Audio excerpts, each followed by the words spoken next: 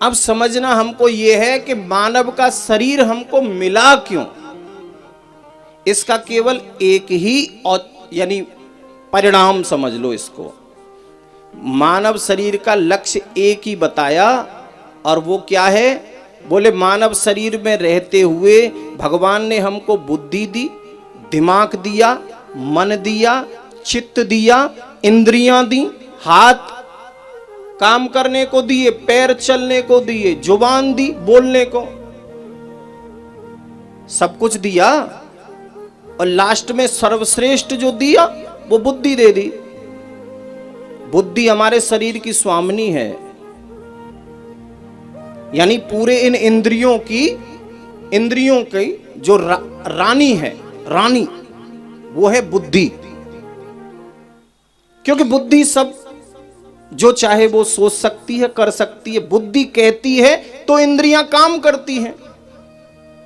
बुद्धि कहेगी हमको ताली बजानी है तभी तो बजाओगे, लेकिन बुद्धि ने यह कह दिया है महाराज तो ऐसे ही कहते रहे, छोड़ो, तो नहीं बजाओगे। तो कनेक्शन कहां है? बुद्धि से। ये स्वामिनी है शरीर की, इंद्रियों की। तो सीधा सीधा अर्थ ये है कि मानव का शरीर अगर हमें भगवान ने दिया है तो उसका एक ही रीजन है, दूसरा कोई कारण नहीं है।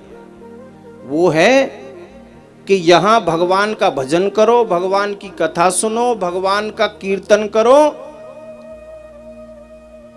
धर्म करो, सेवा करो। ये केवल मानव के शरीर में हो सकता है, दूसरा और कोई शरीर ऐसा नहीं कर सकता।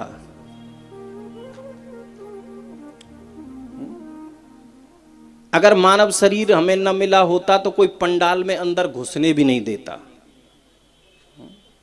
अगर पशु शरीर में होते, पक्षी के शरीर में भी होते तो भी हमको पंडाल में घुसने नहीं दिया जाता, कथा नहीं सुन सकते थे।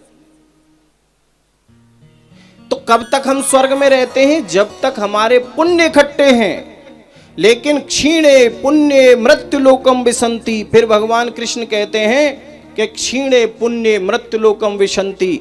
जैसे ही हमारे पुण्य क्षीण होते हैं वैसे ही हमको मृत्युलोक में फिर से डाल दिया जाता है कि फिर से जाओ और फिर से पुण्य इकट्ठे करो, फिर से पुण्य इकट्ठे करो। लेकिन हम क्या करते हैं इस कलयुग में? पुण्य इकट्ठे कम करते हैं, पाप इकट्ठे ज्यादा करते हैं, उल्टा करते हैं। अब पाप इकट्ठे होंगे तो भैया सुख नहीं, फिर तो दुख ही मिलेगा। पुण्य इकट्ठे करेंगे तो सुख मिलेगा, चाहे वो इस जन्म में मिले चाहे अगले जन्म में मिले, क्योंकि कर्म का फल मिलना है, ये तय है। बोलो जय श्री कृष्ण, जय श्री कृष्ण। देवताओं को लौटा दिया कि मैं तुम्हें कथा नहीं सुना सकता भागवत की, तुम सुनने के अधिकारी नहीं हो।